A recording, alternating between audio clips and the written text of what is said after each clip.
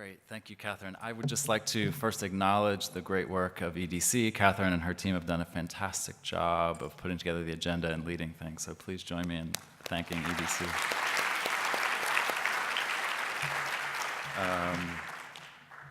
Okay, so great to be here, great that this day is finally here. Thank you all for coming, looking forward to a great meeting.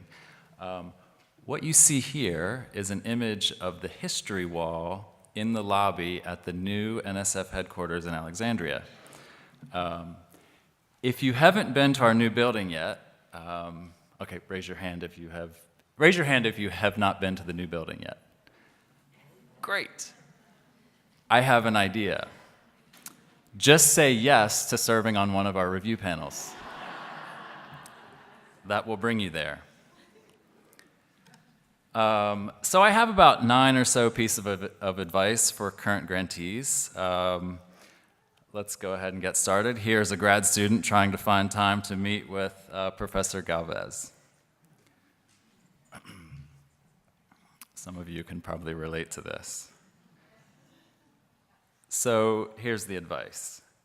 Take time to mentor your students and do it well. As a field, we need to be developing a strong next generation of researchers. Please allow your grad students and postdocs to engage in the intellectual work of your projects, writing papers, conference proposals, manuscripts, the next grant proposals, etc. Encourage them to take rigorous coursework in methods and data analysis. Catherine mentioned several sessions that we have embedded in the agenda. Please take advantage of these methodological sessions throughout the next 2 days. And in short, don't be Professor Galvez. Be more like Booker T. Washington. If you want to lift yourself up, lift up someone else. So, as the parent of 2 little ones, this one rings especially true for me. The advice here, make claims that are consistent with your evidence. All too often, we see in our field that researchers will make claims that are not warranted by the data or by the designs of their studies. Pre-post designs generally do not equal causal claims. Go as far as your data and methods will allow and not further.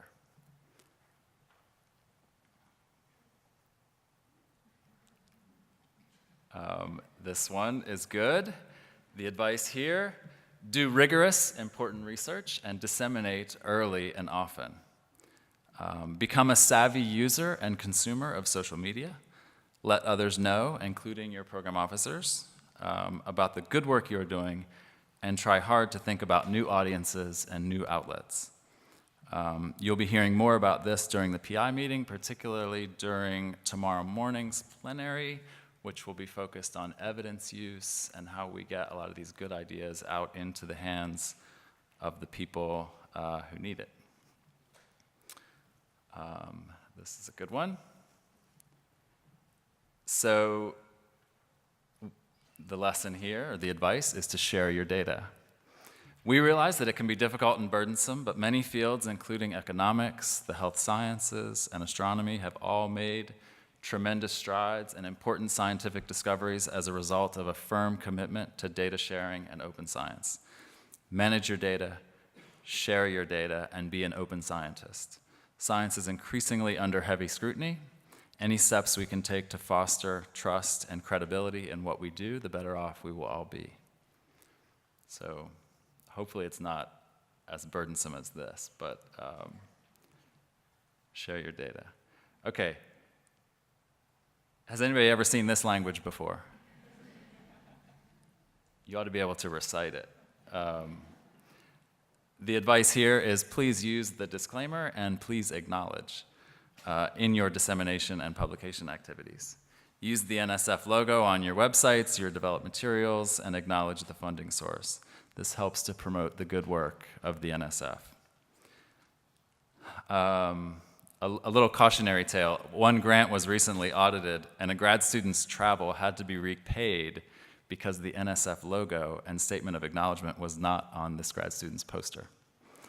So please use the logo and use the disclaimer.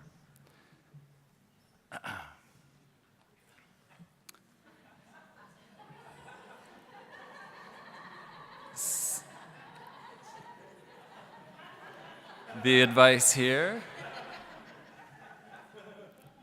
finish your annual report early. When you start receiving notices from Fastlane about your annual report, please get it in. The approval of these annual reports by your program officer is tied to the release of your grant increments, if you're on a continuing grant. Get it in so we have time to read it and approve it. Also, if your co-PIs have late annual reports, this will also affect the release of your grant increments. Tell us what has worked, tell us what has not worked, what changes have been made, and why you are behind in drawing down your grant funds, which is quite common. So this is Champ, the peer reviewer. You guys have probably all received that one review. It must feel like this sometimes, huh? So the lesson here is please be a peer reviewer. If you can't review, recommend your colleagues, recommend former students, recommend your postdocs who you think would be good reviewers. But of course, we want you to be an active part in the funding process. Another good one here on peer review.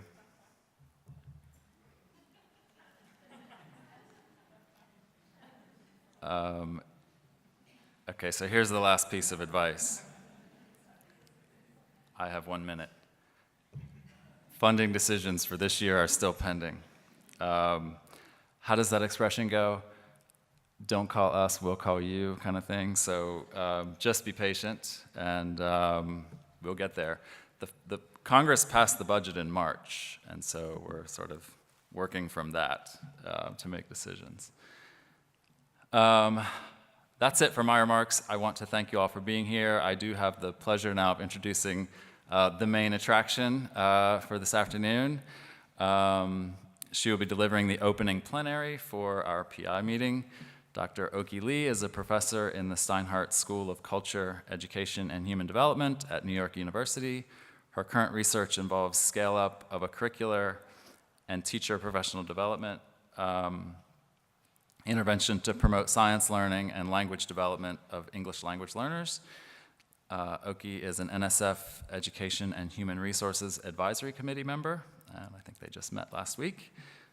She was a member of the writing team to develop the Next Generation Science Standards and leader for the NGSS Diversity and Equity team through Achieve, Inc. I am pleased to introduce Dr. Okhee Lee.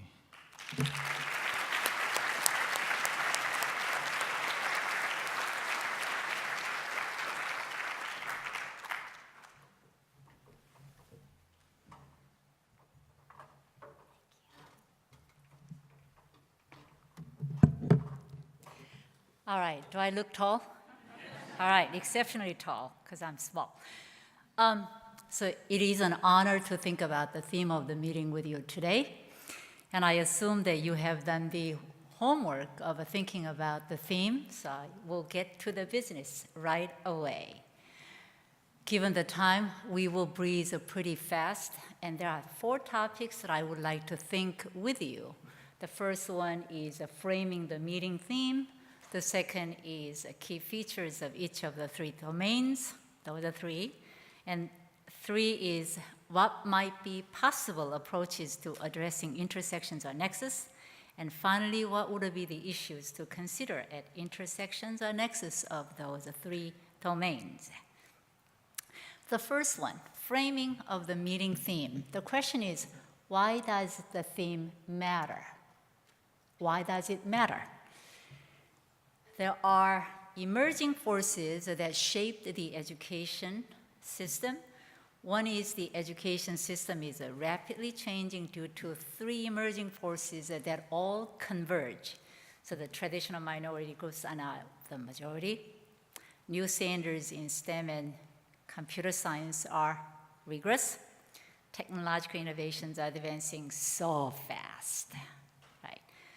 In addition to that, these 3 emerging forces are related to the NSF 10 big ideas, especially NSF includes with regard to broadening participation. Harnessing the data revolution is related to STEM and computer science disciplines in terms of data science and computer science and computational thinking based on STEM. And the future of work at the human technology frontier is related to technological innovations. So we are addressing several of the 10 big ideas at NSF, and most importantly, these 3 emerging forces represent the survey of DRK-12 PIs, and there were 136 non-replicable responses. So thank you for your input for the planning meeting. So this presentation and the meeting is really in response to your request, and then also the input from the NSF. So here is the theme. Based on the convergence of the multiple sources of information, the planning committee decided on and agreed on this meeting theme by looking at the 3 dimensions, domains of broadening participation and looking at the affordances and tensions.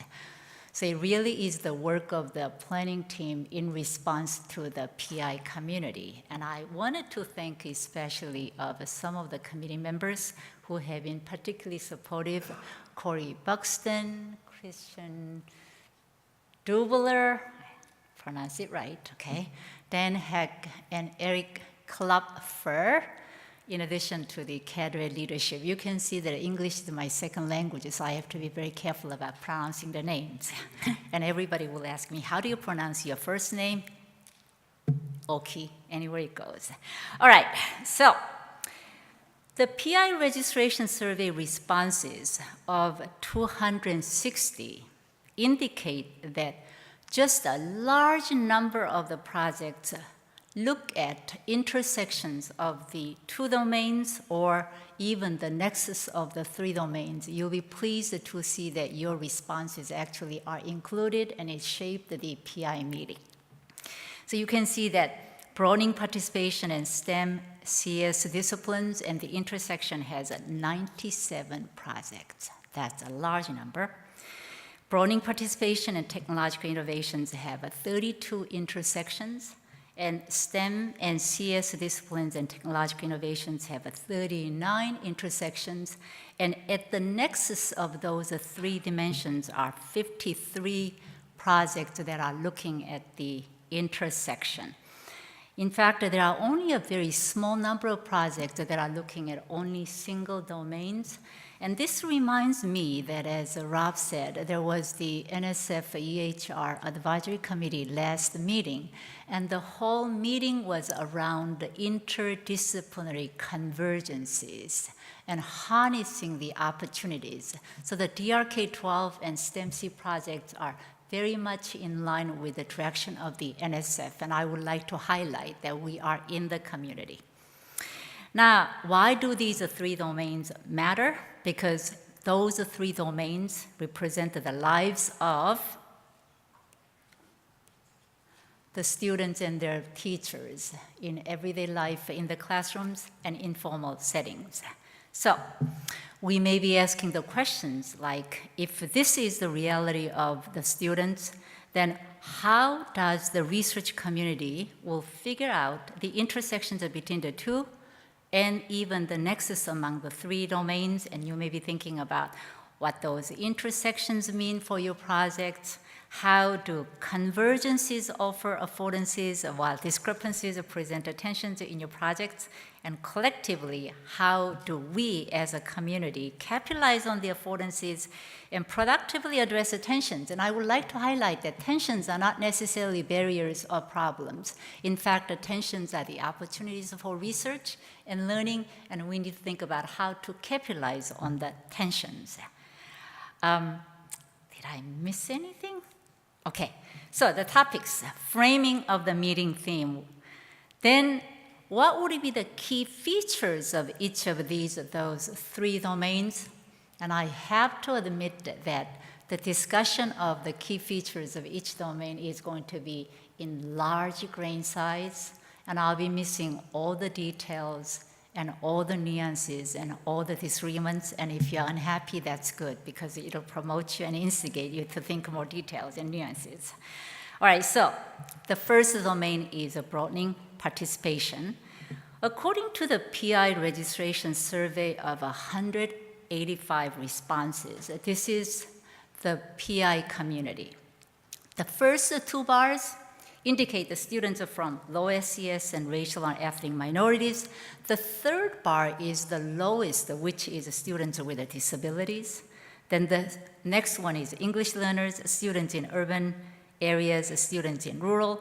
I would like to highlight the first four bars because those are the bars that indicate the every student succeeds act of demographic groups that we are accountable for measures. Now, 51% of the students were eligible for free or reduced lunch several years ago. Racial and ethnic minority students made up 50% of the students several years ago. 13% of students, meaning that 1 out of 6 students received special education services, and about 10% of students were English learners. So the bottom line is that the traditional minority students are the majority and the diversity is increasing. In terms of the two groups, economically, this is, by the way, I'll be using the federal terms even though there are a great deal of disagreements about the federal terms, but just for simplicity. So economically disadvantaged students and students from major racial and ethnic groups, the key theoretical perspectives that relate to both groups include constructs like a culturally relevant pedagogy, culturally sustaining pedagogy, critical theory, and critical race theory. And these are some of the prominent theoretical perspectives that relate to both. When it comes to students, I thought that there was animation. It would have been much more fun, but just imagine that. Okay. The first two bullets are really about the federal law. So the federal law defines 13 categories of disabilities according to IDEA, and each student receives an individualized education program, IEP. Okay. Now, the second two bullets mean that these are the most common prevention and intervention frameworks. So there is a response to intervention or multi-tiered systems of support, and this is the intervention. And you might have heard of a 3-tiered approach of a tier 1, tier 2, tier 3, depending on the extent of the intervention. And there is a universal design for learning. And there is a general agreement in the special education community of a conceptual definition of disability, but how to make it work in practice is still debated. When it comes to English learners, there is a lack of agreement on what is a language and how language, a second language, is learned.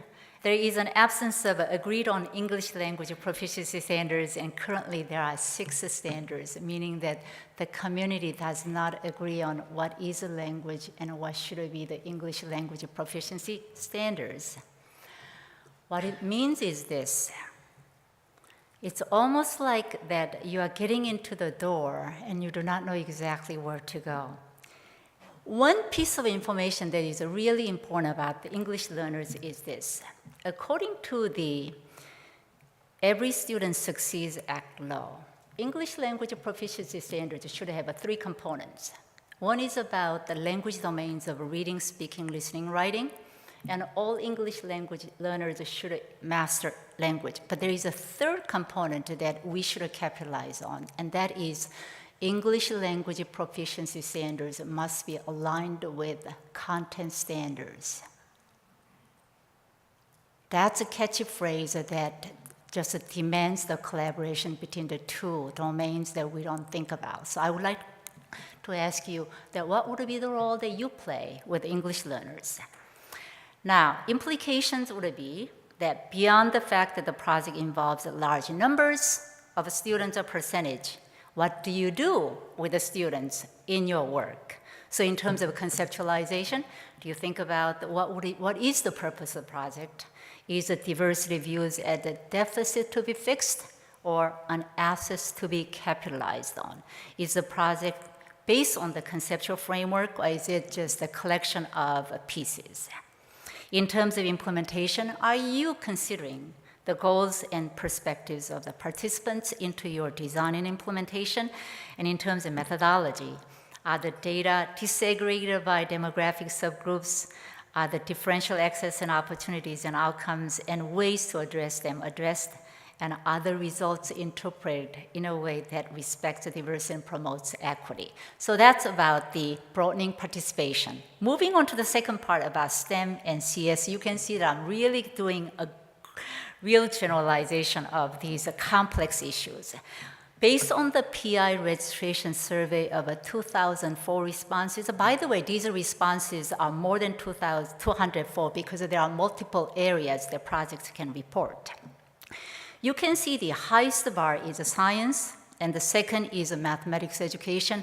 That's a pretty significant difference. The third is computer science, and that is reasonable given that the PI community includes STEM+C projects, and technology and engineering is the lowest bar. Okay. Now, I would like to say a little bit about the STEM, and we think of a STEM as if a STEM, but STEM are not the same, and they are at different points in their development. And some disciplines are more clearly defined, others are emerging, and still others are yet to be defined. So for each discipline, I would like to ask you to think about 3 aspects. Is there an agreement in the disciplinary community? What is the history of content standards based on agreement or lack of agreement? And what is the history of educational research for each of the domains? So I'm going to go really briefly. Mathematics education. You may think of NCTM, so there is a general agreement on what is math and how it is learned based on the NCTM, and NCTM and Common Core are more evolution, more development and refinement. So math education has a much longer history of research among the STEM and CS disciplines. In science education, there is a general agreement on what science is and how science is learned. But when you think about the National Science Education Standards of 1996, even before Science for All Americans of 1989, and then Framework and NGSS since 2010, 2011, 2012, they are substantially different. So that means in science education, there is a new research that's beginning to emerge based on framework and the NGSS that are substantially different from the previous standards. In engineering education, all right, there is a general agreement on what is engineering and how it is learned.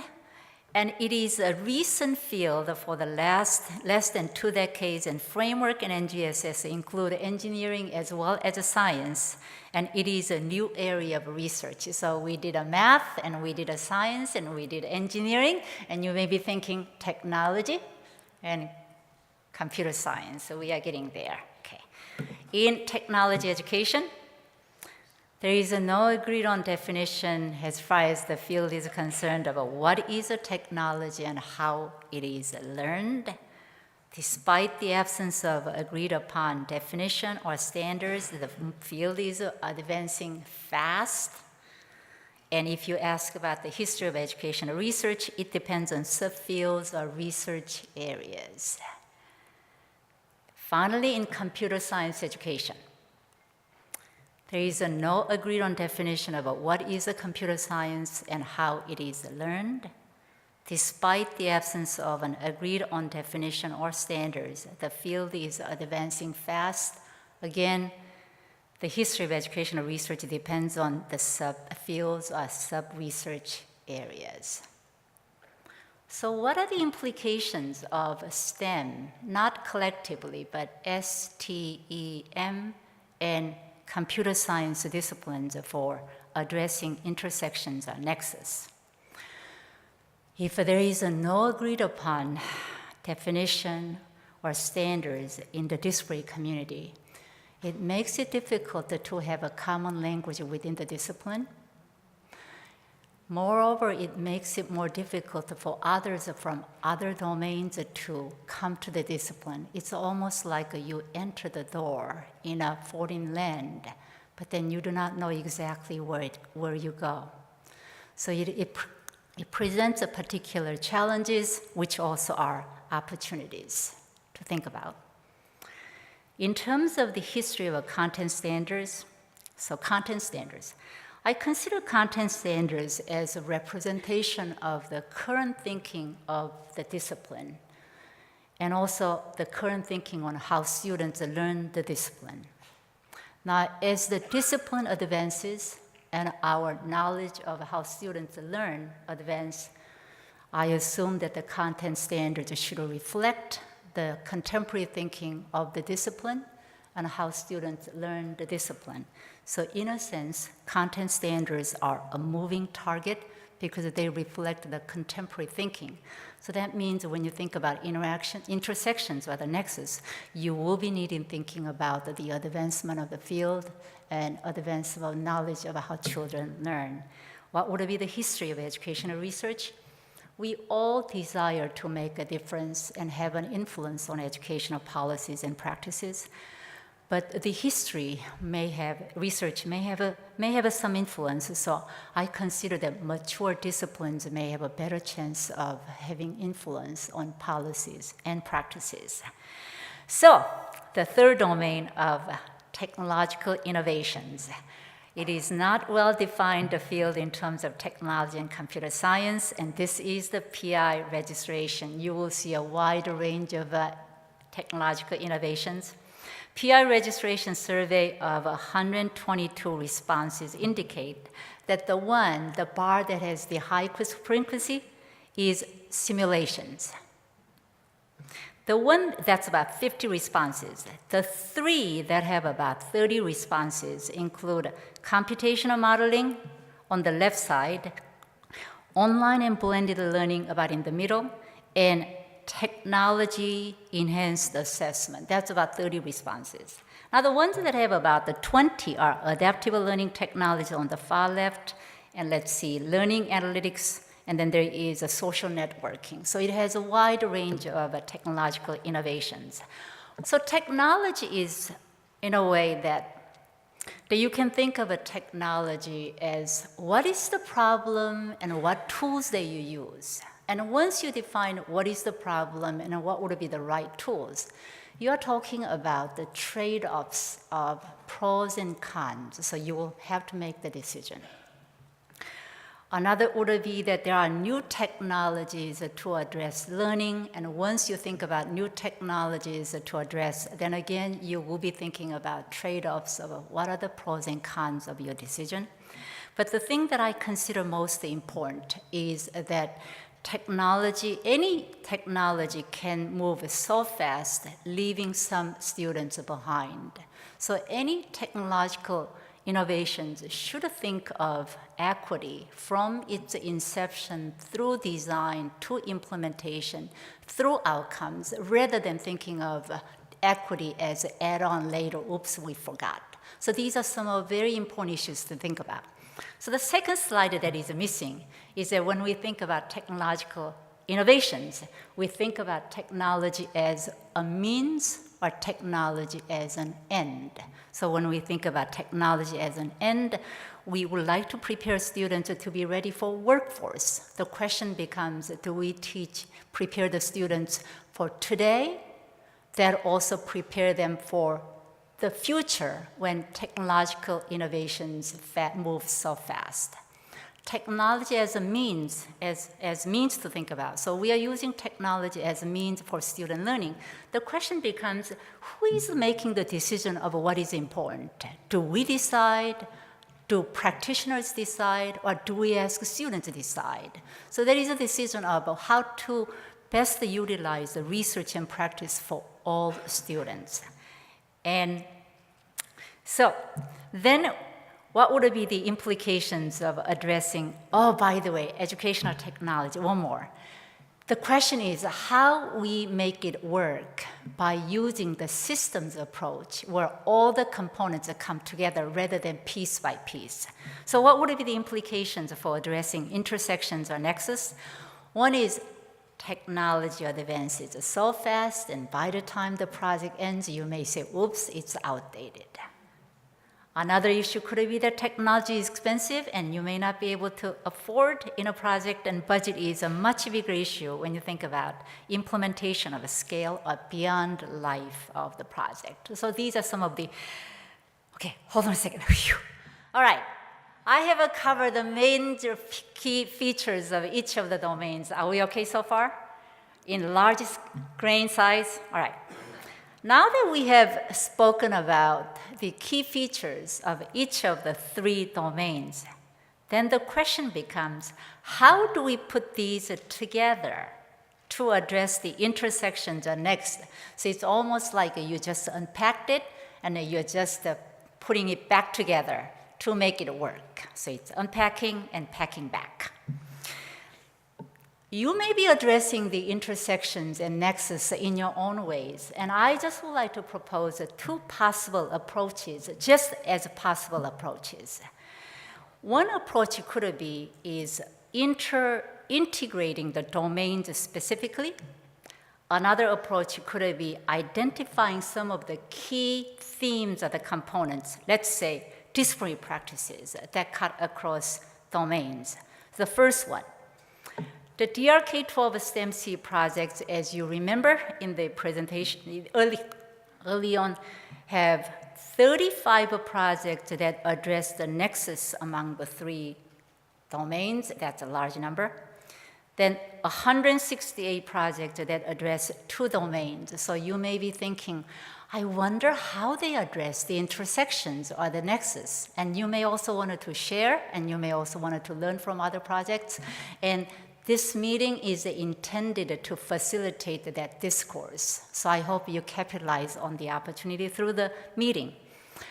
Another possibility of looking at the intersections or the nexus is this, that around the disciplinary practices. What I mean by disciplinary practices, so we can think of mathematical practices, science practices, engineering practices, computational practices, even English language arts practices.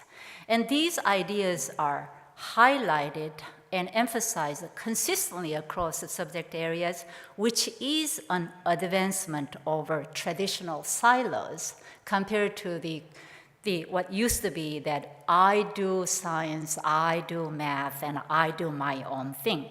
Now, when a discipline that has its traditions, assumptions, and approaches come together, now both the convergences and discrepancies emerge, and you are delighted with the convergences, and you are just wondering, what am I going to do with those discrepancies, with the tensions? Okay. At this point, the extent of convergences of how much there is and how much discrepancies is unknown and to be examined. We are supposed to examine when the reality of the students and teachers is that they just have to deal with what is given to them across all the multiple disciplines. And we are just realizing, oops, we just do not know exactly.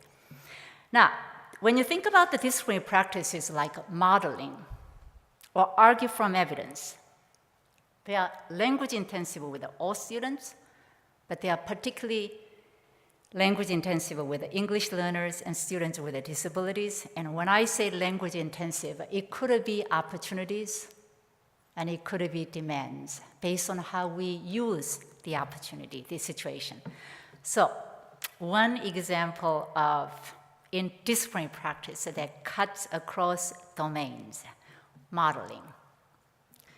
So mathematical modeling, scientific modeling, computational modeling, this is a key disciplinary project that cuts across STEM. And modeling could be physical, that used to be physical. It could be diagrammic, mathematical, computational. They have a different modeling. And each modeling has different affordances and limitations. So our hope is that our students will learn to be strategically using multiple modalities in particular situations that serve their needs the best. Now, modeling is particularly effective with the English learners and other English learners and students with disabilities. However, modalities are viewed differently across STEM and computer science subject with English learners. What does that mean? So I will just share just a little bit of what I'm learning about the convergences and discrepancies.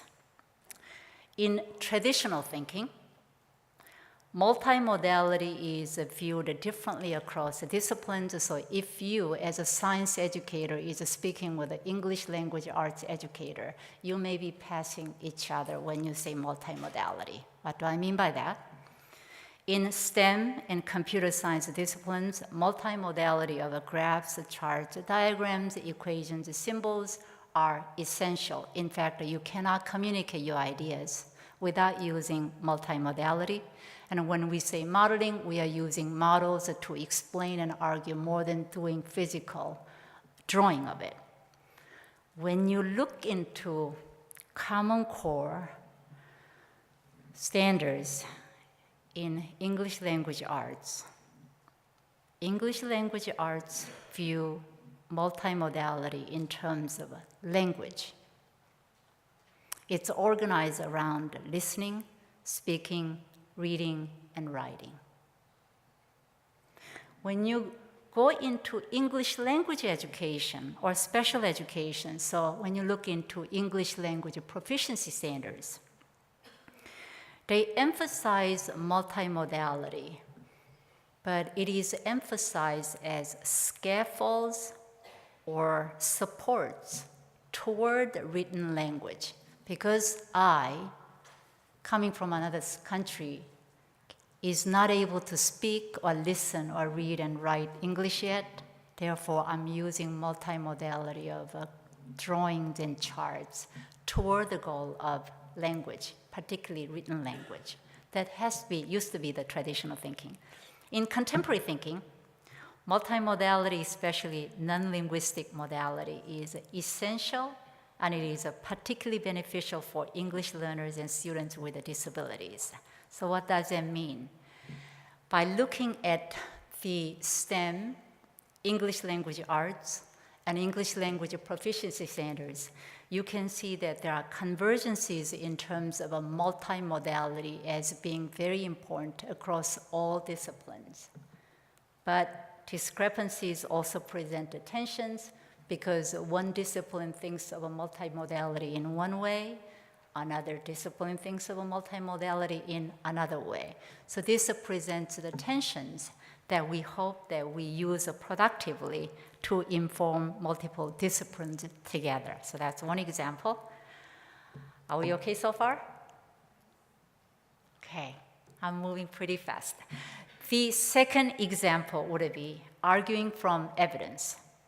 When you look at all the Common Core, science, Ralph, thank you for saying about the evidence-based arguments. That's exactly we coordinated. So arguing from evidence is another key disciplinary practice across the subject areas. But when you think about what counts as argument according to disciplinary norms, what is it? What counts as a argument in science? What counts as argument in math?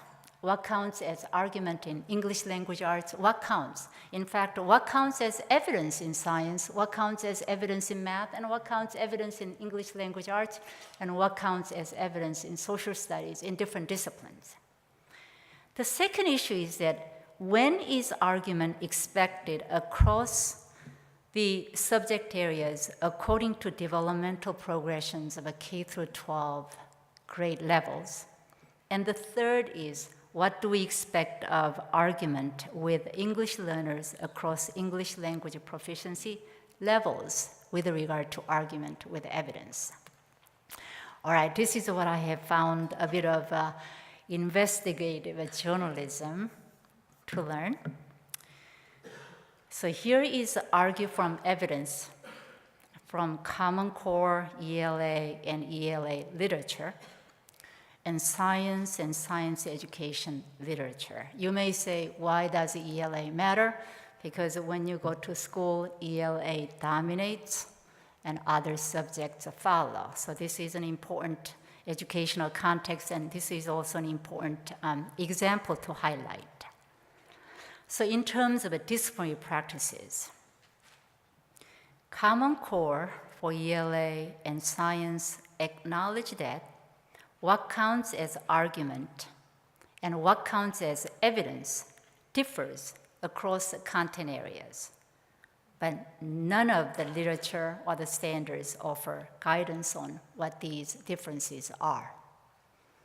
So you can say, that's not very helpful.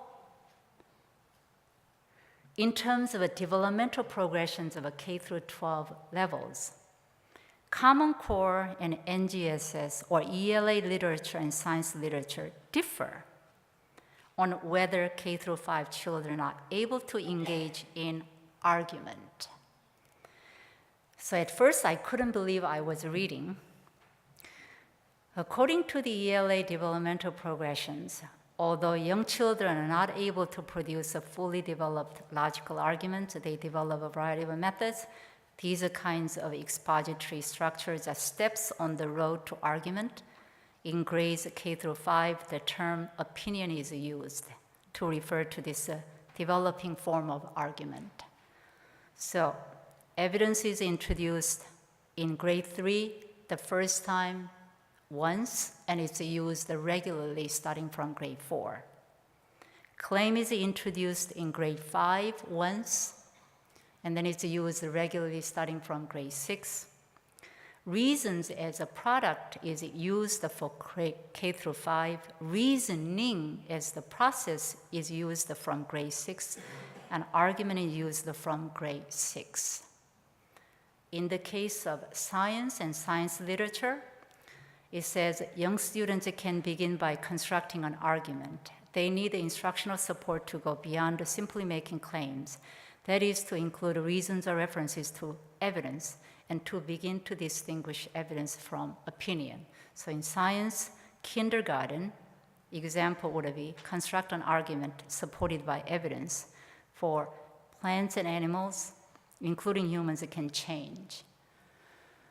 So if you are in K through 5 classrooms, in ELA you use opinion, and in science you use evidence. Excellent, okay.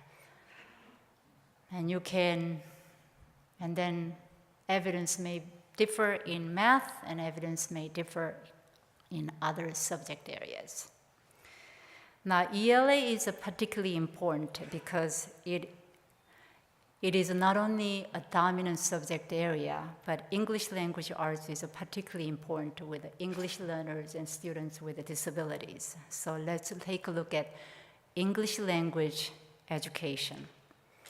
So here is an example of English language proficiency standards in a consortium of states. 1 indicates first grade, and standard 4 means it's a standard. 9 through 12 indicates the grade band and again standards, and it's a very small letter, but I would like to show you the full. So it'll say that at first grade, an L can construct a grade-appropriate oral and written claims and support them with the reasoning and evidence. That's the standard. When you look at level 1, the left side, it says express a preference or opinion.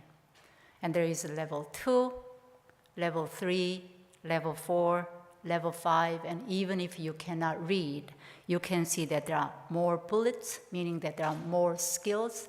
And then when you read the content, it has more give a reason, provide a closure, so it's a higher levels of reasoning.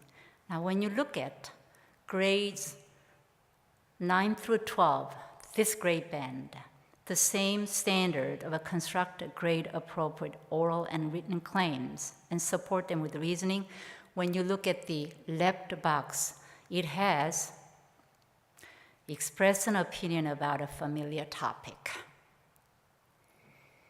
And level 2 is more, level 3 is more, level 4 more, and when you read a level 5, construct a substantive claim about a variety of topics, and all the way down provide a conclusion that summarizes the argument presented.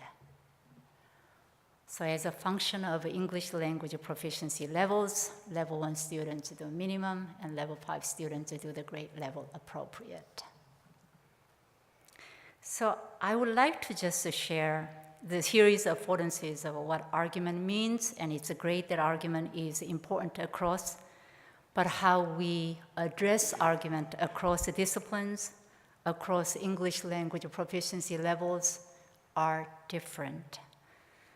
So here is what I would like to say about that. When I first encountered the discrepancies, my reaction was that, no, not me. Who am I to question the authority of other discipline? To realizing that we are looking at the intersections, not silos, and we are all trying to figure out what these disciplines and intersections mean. And then I thought, why not me? And having struggled, I would like to say that why not us here? And it should be us to question and to think about the new opportunities so that we can develop intersections or the nexus. So I can say that I know how to ask questions and be bold to say, why not me? And I would say, it should be us. Now, the last one is about the issues to consider at intersections or nexus. So we need to think about the conceptualization. What are the affordances and tensions when you look at address intersections or the nexus? What domains, when you have a 2 or 3, so you have these 2 and now they coexist. So the question becomes, is one taking the lead? Is one the master? Or what does the balanced approach might look like? So examples would be, do we use language to do science, or do we learn language through science? Or do we use computational thinking to learn science, or do we use science to learn computational thinking? And we will have to navigate with the intellectual honesty and courage to see the tensions and be honest about what best that we can do, so that you bring your own research training and trajectory, and you also think about the areas of expertise and limitations of all the key members who bring their collaboration into the collaboration. And are you committed to capitalizing on affordances and productively addressing tensions at the intersections that are most productive of the lives of the students? So the more we represent the reality of the lives of the students and teachers, the more we make our work relevant to the work of the students and the teachers.